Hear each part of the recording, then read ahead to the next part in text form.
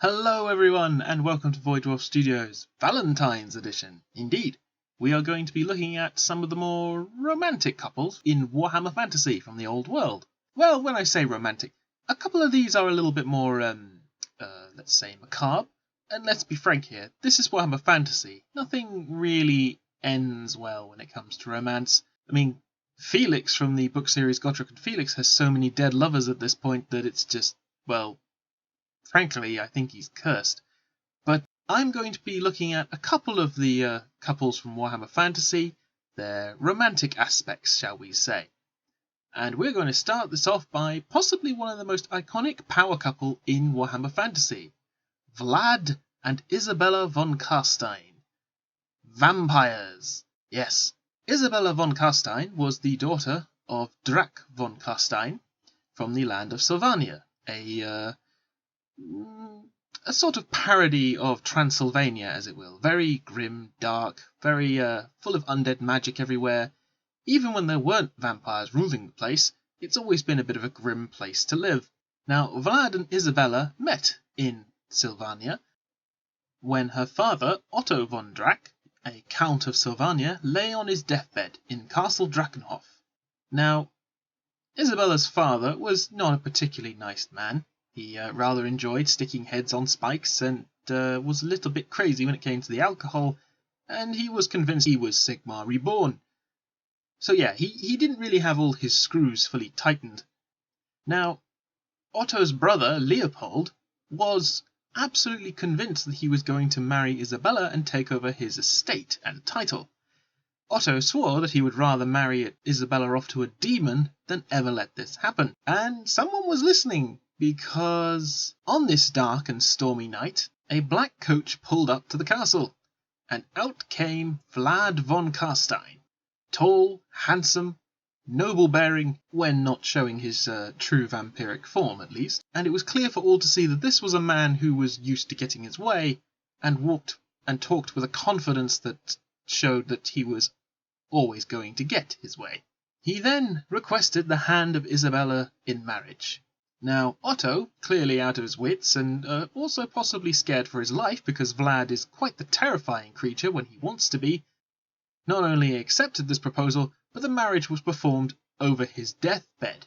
Almost as soon as this marriage was complete, Otto died, leaving his daughter and the entire estate in the hands of this foreign and scary-looking gentleman.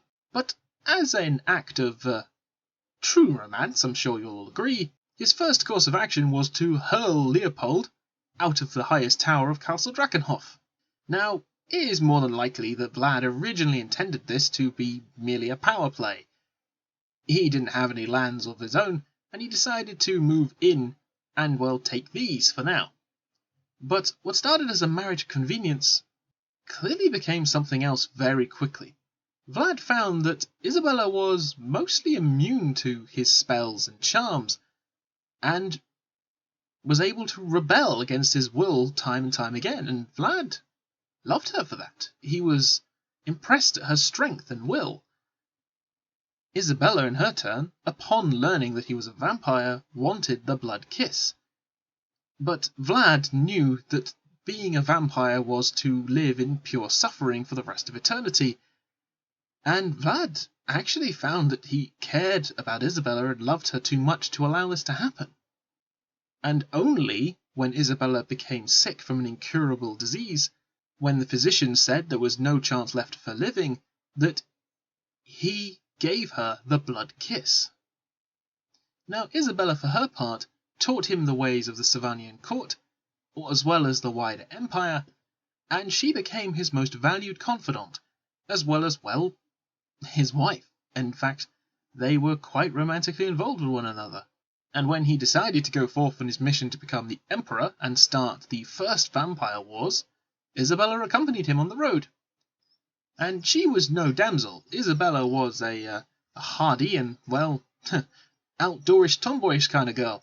It was one of the reasons it was so hard to get her married, and at the time, no one particularly cared for her. But her skills at riding, swordsmanship, and just general skill at politics and diplomacy meant that she was the good cop to Vlad's bad cop routine.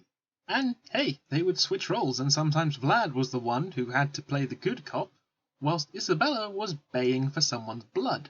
And becoming a vampire only made her more attractive, as well as having that special magical powers that vampires always have to charm their opponents. However, this happy little romantic tale of conquest, love, and romance unfortunately ended when Vlad died at the siege of Altdorf. Upon realizing that her love had died, she was so stricken with grief that she flung herself from the tower that she was battling upon, and her body was impaled upon spikes below, before she crumpled into dust. And don't even get me started on the stuff that happens to them during the end times. That shit's just even more tragic. Now don't get me wrong, these were not nice people. Even before Isabella was a vampire, she was a bit of a brat, shall we say, and Vlad was, well, Vlad is no saint. But these two had a genuine attraction and connection with one another that I feel means they certainly deserve a mention on Valentine's Day. And now we go to a couple who, if it's possible, are even more dysfunctional and, well, downright crazy at that, because it involves civil wars, gods, and elves. And anything involving elves is going to be complicated. Our two lovers are Prince Tyrion and Ariel, the High Elven power couple. Well, technically speaking, Tyrion is Ariel's consort, her own personal concubine. Sort of. It's elves, it's complicated. But let's try and start from the beginning. Prince Tyrion, heir of Anarion, dragon of Kothik, champion of the Everqueen and defender of Ulthuan, considered the greatest High Elven warrior of his age. So powerful and so skilled in the art of war that he has been considered nothing less than Anarion reborn. And I'll get to Anarion in another video. Basically, he is the most badass elf that ever, well, walked the planet. In fact, Tyrion met Ariel when he was defending her from a dark elven incursion, as he was one of her bodyguards at the time, and were it not for his bravery and skill, Ariel would have died then and there, because there were so many witch elves swarming the place that were defeating her own personal bodyguards, the very talented and highly skilled Maiden Guard, that he had to basically hack his way out of there and make a hasty retreat, and then it was a game of cat and mouse until his brother Teclis managed to find him and help get him back to one of the few elven armies that was capable of resisting. Now, Ariel, for her part, is the Everqueen of the High Elves. She is the mortal representation and embodiment of Aisha, the mother goddess of the elven race, and considered very much the spiritual heart of Ulthuan. She is such a Disney princess that wherever she walks, flowers blossom under her feet. She never wears shoes, and, well, Ulthuan is so tied to her emotions that if she's sad, then the weather is sad. If she's happy, it's sunny. If she's angry, it's stormy and cloudy. If she's afraid, well, I guess it's more stormy and cloudy. But the point being that she is the Everqueen of the Elves, and married to the Phoenix King. Yes, we have a bit of an affair of sorts going on here. Tradition in High Elven society dictated that the Everqueen would always marry the Phoenix King, the male leader of the Elves, and they would basically stay together and have a period of, romance. Then they would kind of go off and do their own business. And during that time, when they're doing their own business, both the Everqueen and the Phoenix King can have concubines and escorts, as many as they want. High Elves are very loose when it comes to true romance. However, Ariel took a real shine to Tyrion, especially after the whole rescuing thing. And it's one of these strange, quote-unquote secrets that's not really well-kept secret, especially as Tyrion has a wonderful magical item known as the Heart of Avalon, a blood-red ruby gifted to him by the Everqueen herself. It is said that if Tyrion were to fall in battle, the Heart of Avalon would break and restore him to life, regardless of the wounds. And what makes this quite unique, besides the whole affair thing, and this being a case of monarchs having fun in their own personal time, Ariel and Tyrion are one of these rare elven examples of, well, couples that actually stay together and are faithful. High Elves, on the whole, are very, especially the nobles, are very loose when it comes to romance. having concubines and escorts is actually relatively common. You'd think they would have learned from the whole demonic Slaneshi incursions they used to have, but hey-ho, I suppose some things never change, and you've got to try and repopulate the species somehow, I suppose. Tyrion is, an interesting fellow. He is by far one of the greatest elven warriors that ever lived, but he suffers from a little bit of an anger issue. It's very well hidden beneath the surface, and really, it only ever came out during the end times when, things really went to hell in a handbasket. And I'm going to briefly mention it here because, well, it's Warhammer Fantasy. Nothing really ever ends happily ever after. Where essentially Tyrion becomes a walking, talking avatar of the god of murder, Kain, yes, and he then starts basically ruining everything for everyone, as well as, well, killing a certain individual that I'll be mentioning after these two, which broke a lovely romance there. And yeah, the Heart of Avalon in this particular battle broke, and the romance between the two of them basically ended at this point because, well, Tyrion became the living embodiment of everything that Ariel hated. He became a raging avatar of murder, shadow, death, and destruction, and he was unapologetic. It was only after he died, and then came back as a avatar of light. I know, I need to get to an End Times video where I can properly explain all this, but frankly the End Times is a little confusing at times and a little bit of a mess at others. But essentially, at the very end, the two of them are holding hands whilst the world is being devoured.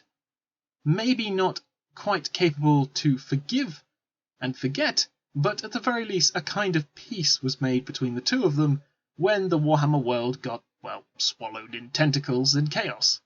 And they are both now reborn in Age of Sigmar. Tyrion we haven't really heard a lot from. We know he tries to curb the worser intentions of Teclis, because Teclis is so intelligent he's occasionally stupid, and Ariel really has nothing to do with him, as far as we know. She is now busy being the goddess of life, and looking after her Sylvaneth.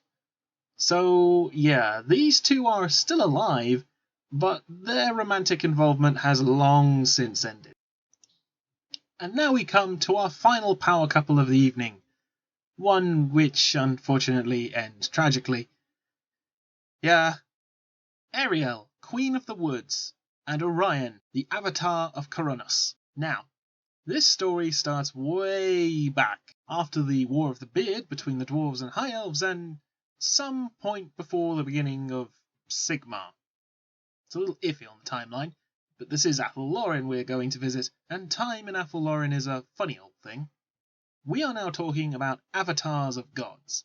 Ariel is the avatar of Aisha. Yes, we've already mentioned Aisha, but she is also a goddess of nature in the Elven pantheon, as well as being the mother to the elves themselves. At the very heart of Athel-Loren, Ariel, foremost amongst the elven magi of the time, spoke to the forest for the first time. She was one of the first tree singers, a unique branch of magic that used the power of Athel-Loren to shape the environment around her. The elves, who at this time were still technically high elves in their mentality, had fled into Athel-Loren to avoid the vengeance of the dwarves, and they discovered very, very quickly that Athel-Loren was alive and needed to be treated with a lot of respect and a lot of care before it tries to eat them. The elves carefully then started offering sacrifices, making offerings to the forest, and being very careful to make sure that they do not break any of the trees and only use dead wood to make fires. And they only hunted exactly what they needed, no more, no less. And they also took part in ceremonies of blood. Now, unfortunately for them, it wasn't long before the dwarves realised that the elves had hidden in Athel-Loren. And when the dwarf sees a tree, he picks up an axe. The elves were understandably terrified, and they did their best to hide as much as possible. But the dwarves were tens of thousands of bearded, heavily armoured, axe-wielding, hammer-smashing fellas, and they were not going to give up until they managed to drive the elves out of the forest. When they realised that their plight was very dire, the elves called together a great council under a tree known as the Oak of Ages, a very ancient and magical tree in the heart of Avalon.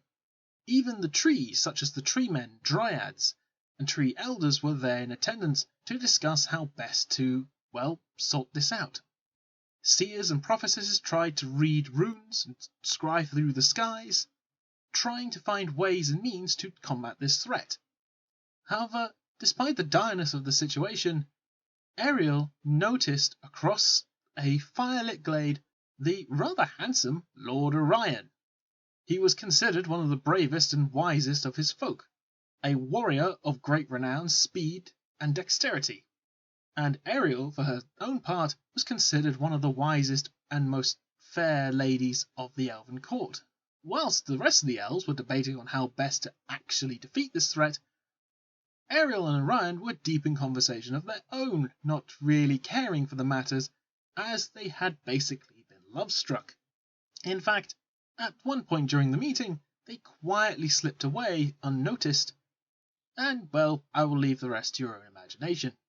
However, the elves were in a genuinely dire situation. There was no real coordination between the tree-like entities in Avalon and the elves themselves, meaning that any real attacks done on the dwarves were ineffective. Tree men are strong, big, tough, and able to break any dwarf's splat with a punch, but dwarves had magical weapons and fire, meaning that dryads and tree men were, they were going to cause damage, but they were never going to defeat a throng 10,000 strong. And the elves, whilst they were skilled archers and warriors, they relied on speed, dexterity, and flexibility, and in a straight-up fight, they just couldn't stop the dwarves at all. It was after all this conversation that they suddenly noticed that the Lady Ariel and Lord Orion were actually missing, and they went in search for them, and couldn't find them at all. They had snuck off and had their own little romantic getaway. So sweet. The next day, however, the great hosts of Avalon brought battle to the dwarves, and a colossal tree man by the name of Andua swore that he would fight alongside them, as well as his great hosts of dryads. The mighty Druthu led the charge, and against this host the dwarves, stood little chance. This combined coordinated assault drove them back out, and there were plenty of dead dwarves littering the forest floor that day. However, it was very shortly after the last dwarf had fallen that a terrible frost and winter cold managed to settle over the forest of Avalon, and this became almost a signal for greenskins in vast numbers to start assaulting the elves, who were already weary with their battles with the dwarves. Little by little, the elves were beginning to realize that they could not win this fight. They needed something more. Then, at dawn, the forest came alive. The snows retreated. Flowers began to bloom. The animals came out of hibernation, and there was a restless stirring in the air. And suddenly, a loud note of a great horn trumpeted out of the forest. And as the note faded, a mighty being in a form of Kronos, god of the hunt, crashed through the forest, a pack of shadowy dogs following at his heels. All elves that looked upon this figure were renewed, strengthened, emboldened, and they followed quickly in his wake. All those who followed and embraced the joy of the hunt of Kronos slayed orcs left and right. Newly awakened dryads swarming after them, caught up in this frenzy of hunt and kill. It was only once battle was joined and the exhausted elves managed to defeat the orc hordes and pay homage back at the Oak of Ages that they discovered two enthroned figures, Ariel and Orion. In their time hidden away, Ariel and Orion had made a pact with the forest. Ariel became the avatar of Aisha, and it was her job to call council and to ensure the safety of the forest with her incredible magical power, and Orion was his job to go forth and slay anything that would harm the forest. Now, Ariel and Orion had become intrinsically bound now to the forest of Avalon. Their power came from Avalon itself.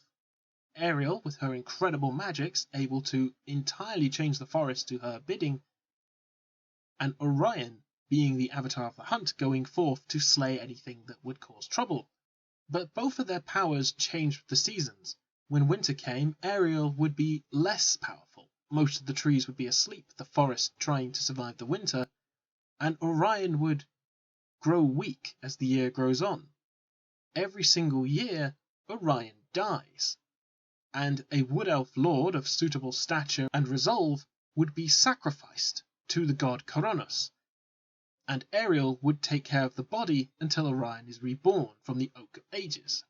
In spring, he is almost unstoppable, a towering aspect of the god of the hunt, and also always retaining the memories that Orion had. These two were very much in love, and they stayed with one another throughout all of their life. It was only when the end times happened, and in a furious battle between Tyrion and Orion, that Orion fell to the sword of Cain, but at the same time managed to deal a mortal wound to Tyrion himself. Thus ended a beautiful romance. And unfortunately, Ariel was also, technically speaking, dead as well, poisoned by the goddess Lilith, the elven god of mists and secrets, and only by combining her essence with Ariel was she able to pass on the power of Avalon to her, ironically making her into the Ariel we know today. And when she passed and gave her power to Ariel, Orion followed, and it was in such battle with the forces under Tyrion, who were now blood-crazed lunatics, that Orion fell to the blade of Tyrion. Yeah, the end times basically ends these relationships. Well, except for Vlad, because his and Isabella ends during the Vampire Count Wars. So, if we completely ignore the end times, which, it sounds like Games Workshop are gonna do now that they're relaunching Warhammer Fantasy at some point in the distant future, most of these couples are probably still alive.